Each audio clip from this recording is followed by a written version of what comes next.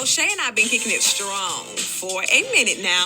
O'Shea doesn't drink. He doesn't smoke. O'Shea is a professional model. Attitude like a young O'Shea with an AK. Okay, don't you tell these motherfuckers that my name is O'Shea. Oh man, hey man, shout out to Nap. You heard me, Indianapolis. I want to shout out the guy, young O'Shea. There's more than one O'Shea, y'all.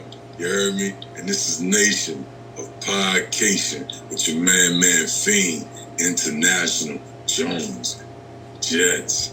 Let's go, my man. Glad to have you here. It's an honor and a privilege to have you on my channel. Go ahead and get started. Talk to me about growing up in the murder capital of the world and what got you start rapping. Man, the news promoted it a lot, and then of course our music reiterated, right? Right. But bro, I really grew up in a dangerous ass place, bro. Dangerous ass place we consider like a third world country, just domestically. Right. You know what I'm saying? It's just like a lot of third world countries. Tourism is the biggest thrive of income. You know what I'm saying? Right. And, it just was wild, bro. It was just wild. A lot of drug dealing, a lot of neighborhood beef, and a lot of trying to survive without, getting fucked up out you. You know what I'm saying? Thanks. And the music came about. I grew up in Holly Grove, uptown, and then I eventually moved up into the Third Ward because of a situation within the household. My mom decided to get us out the environment of my dad not seeing eye to eye at that time. Got it. You know what I'm saying? So I always been uptown all my life. Whether it was the 3rd to the 17th, it was uptown. Okay. You know what I'm saying? We like simply known for being the flyers, the illest MCs. You know what I'm saying? And a gang of other things. You feel me? But the music, I love music ever since I was a kid. You heard me? Right. And as you heard, there's when that Family Street Life and projects before that or projects after that is just emulated where I grew up. Facts. You know what I'm saying? And then and there's when that family ended up being my opportunity to vet and get it out. Okay. So tell me about, because like you said, you guys grew up in this poverty-stricken, third world kind of environment, and look how much talent came out of that. The name of artists, especially from that era, it's crazy to think about. It was like, it feels like everybody that was from there was a star. How'd you get involved with Master P and No Limit, and how'd your career really take off? Believe it or not, how did I get involved with Master P, No Limit Records, that whole brand? And I was already a star at home with a hit single, a hit project already at home. So I was already doing shows every weekend, that type of thing. You know what I'm saying? As a young dude just graduated from high school. So I think Mia X, KLC, and I'm going to say Cain and Abel, these people were vital as far as bringing that attention to P's office table. Okay. You know what I'm saying? Yep. Because Mia, I was already locally doing what I was doing, and Mac was too. So Mia had asked a brother of ours named Corey Bush. She said, "Go get Fiend, and I want to meet him. I'm gonna get him on a project of mine. I'm gonna get Fiend and Mac on a song together." Now, me and Mac knew each other, and we were cool already, but it was so dope for her to make that move to say, "I want to put y'all on the song together." I already was working with Cain and Abel right after they just changed their name from Double Vision to Cain and Abel. You know what I'm saying? They was in college. You heard me? And so I was going out there, and Cain and Abel was putting their thing together, and I was doing some writing with them and working. Real, we just was a tight-knit bunch, me, Cain and Abel, and Mac. And so what happened was, Mia was like, told Bush, go get Fiend and bring him in. So it was like a mob meeting, bro. Like I was going to meet like a mafia boss's wife or something, bro. He came and got me. I went and met her at Swagman in this grocery store. She was already shopping on her own. You know what I'm saying? Okay. Shopping, and we just walk in, meet her in the grocery store, bro. I was like, man, what type of... That's mafia style, ain't it? Bro, she was already a legend. She was already historical. She was already someone to be a force to be reckoned with.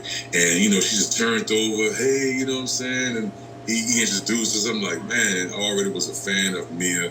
She already laid down so much of foundation with the Payback in New Orleans. A big song called Payback, you know what I'm saying? Yep. Big Payback. Payback. So she was warm, welcoming, and just so inviting. And I just, you know, it was like, I'm honored. Mia, whatever you see us doing, I'm about it. Pun intended. You know what I'm saying? Facts. Now, I talked to Mr. Servone a couple weeks ago, and he was saying the same thing about Mia X. He was saying the same thing, and I said to him, I think, to me, me personally, if I have a top 5 female artist, she's in my top 5, and I don't see how she doesn't get the credit that she deserves in today's age. Because, you know, when Mia's verses used to come on, you know, that's almost, you know, like, you know, she used to get it rocking. You know what I'm saying? Like, so yeah, I don't think she gets the credit that she deserves as far as being one of the pioneers for women in hip hop. Hey, I'm going to double that, and I'm going to say, I think it has to do with something from being from the South. I think we just kind of like get side-eyed, you know, from being this lyrically expressive, you know what I'm saying? Like, you know, we took something that we got. First of all, hip-hop is born in the East. Right. New York. But hip-hop production was mostly jazz loops at one time, or one version of it, and jazz originated in New Orleans. Facts. You heard me? So that is a fun debate I love to have one of these days, funk, soul, and jazz. But to me, I love rap. I'm a hip-hop baby, man. And meeting Mia, it changed some things. We went to the studio, we vibed, we knocked out something like on 5 Hollow Points or something like that. It could have been on Cain and Abel, Mia joint. She put me, Cain and Abel, Mac, and one other, and herself was on this joint, 5 Hollow Points. And we did that with Mia. And then I went out there, of course, with Cain and Abel when they just dropped Gangstafied. And we were commuting up there to the studio, you know what I'm saying? The studios. And then it happened when I went out there. KL was on. KL for Beats by the Pound was like, come with me to the studio, bro. You come ride with me, bro. You know what I'm saying? Right. He was around the corner on the Parkway, you heard me? I go ride with KL in the big blue Suburban, you feel me? He had all this noise, just knocking that thing, bro. We just vibing, bro. Go out to the studio. Man, I was sitting in the studio B, right? Like how I'm sitting. Just imagine this is a door behind me. And me and KL, we just right here, he tinkering around, messing around in the drum machine, you feel me? And KL be like, he just messing around with some stuff. I'm just chilling, keeping him company, it's quiet. Out of nowhere, P opens the door and walks in. I'm like, what's up, bro? KL, let me holler at you right quick. You know what I'm saying? Pull KL in his office, and KL said, I'll be right back. And then KL get up and leave. He had the door closed. Man, who this dude? You got my spot, bro. You got the stranger in my studio. Yeah. I was in the room like this. Yeah. Oh God. You know what I mean? Yeah. So,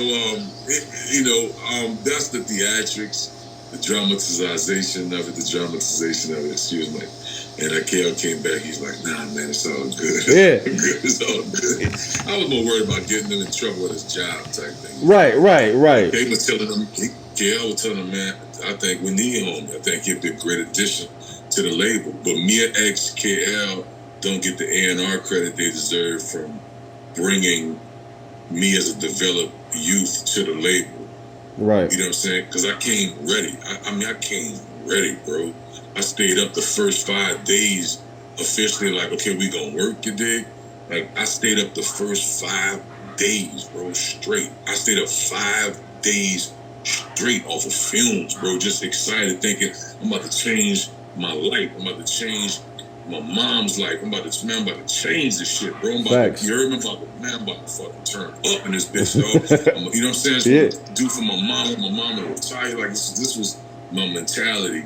And then in the process of that, you know, KL bringing me up there on a regular like that here and there, I ended up having somebody that believed in me. And people's like, oh, you working with somebody? I'm like, yeah, I'm working with somebody. That happened that fast, right? Yeah. That fast, I had somebody like, yo, we want to work with you. So people's like, man, look, I don't like to do third-party deals. A third-party deal, which means it would be No Limit Records, Priority Records, and whoever the company I was working with. Man, he was like, man, it was a lot of tennis match going back and forth, trying to get the communication going. You heard me? Right. Man, then P was like, man, look, bro, if y'all bring me 250,000, he like almost calling our bluff, like, you know what I'm saying? We'll do it. Next time I showed up with a bag of 250K. You know what I'm saying? And my people, and he was like, so what's up? You know what I mean? Right. You know what I mean? He walked in the studio. I was in the studio, dropped that bag off, came in the studio. We turned the on Don't Fuck Around. We was recording for the Body soundtrack. It was over, bro. Yeah. It was over. It was over. You heard me? It was over. He heard the song and was sitting there like this. He like, And then he went on and took the movie and he put the song in the film where he was in a crack house with the red beam on the gun. Yeah. Going through all this smoke, and it was over. Oh shit, it was over, bro. It was like that. It was over.